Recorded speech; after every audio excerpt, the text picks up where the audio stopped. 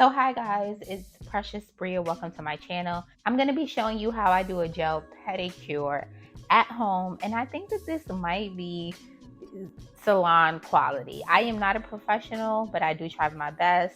So we're going to jump right in. The first thing that I started off by doing is just taking off the previous gel polish that I had before. One thing I will say is if you soak, it will make the process easier. I did not feel like soaking, but definitely soak. It actually says on the gel polish that I use that you can soak it off. So just heads up. I'm also going to be listing all of the products that I use down in the description below. And now I'm just going to be taking off the dead skin that's around my nails. Personally, it's always a lot, so I have to really take my time and do this. You guys can't see it because it's sped up, but I really do take my time during this process because I don't know, for whatever reason, I just have so much dead skin around my toes and around my nails all the time. And keep in mind that prep is very important if you want that clean and sleek look.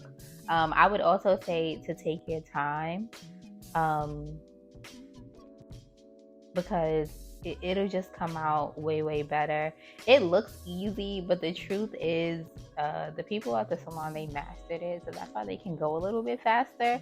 Girl, take your time if you're not good at stuff like this. Another thing, for somebody who's not good at painting, I feel like I've really improved when it comes to doing my own toes, because I tried to do it back in the day, and girl, it used to come out so bad, and I did not care. I used to go out with my toes looking like that. I would never, if I was still that bad at it, I would just pay the money. It's not that deep to me. But I am trying to save a coin, so even though it is nice to go and just get them done and I get to judge other people while they're doing it, saving a coin is always better. I think altogether the products that I bought, maybe $60, and yeah, $60 one time as opposed to $50 or $60. I don't know how much you guys pay every single time. Sounds like a deal to me. And altogether in real time, I think this entire process maybe took about an hour, maybe an hour and a half. Also, when it comes to scrubbing the bottom of your feet to get that dead skin off, I usually do that in the shower. But if you don't do that on a consistent basis, I do it basically every time I shower, then definitely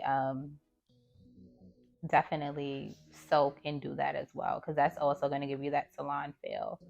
I do go in with a gel base coat. I think that this helps a lot. It just helps you to prepare for the actual gel color that you're going to be placing on your nails. And then once you apply that, you can just put your toes under the UV light. For me, I like to put my toes under it. Typically, they have either 90 or 60, 60 seconds.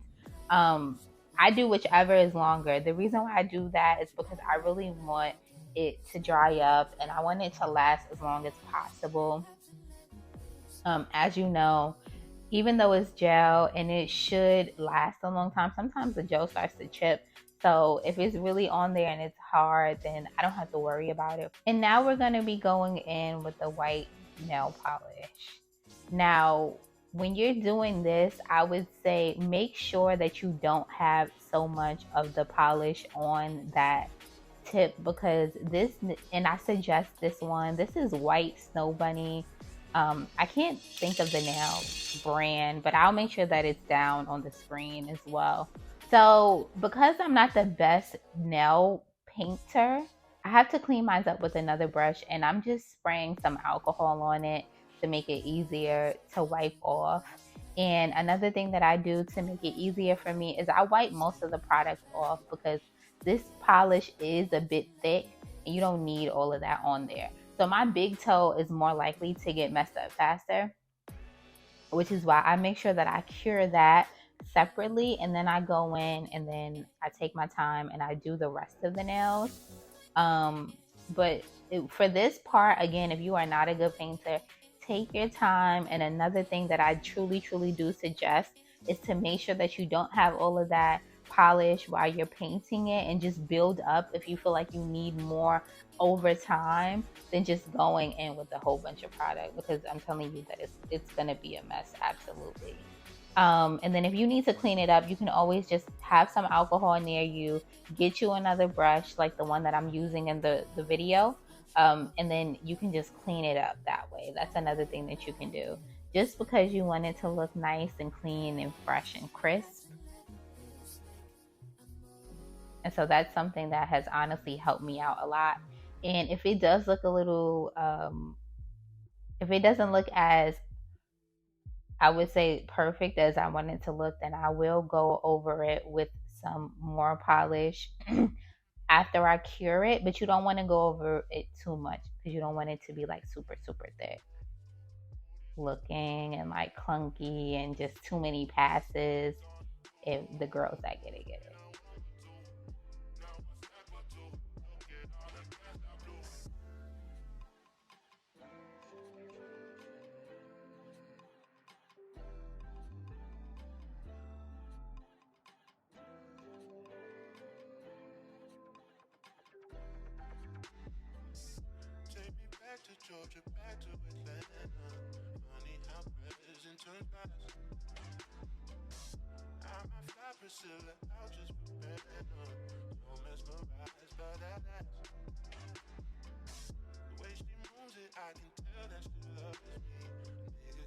And now we're going to be going in with the top coat.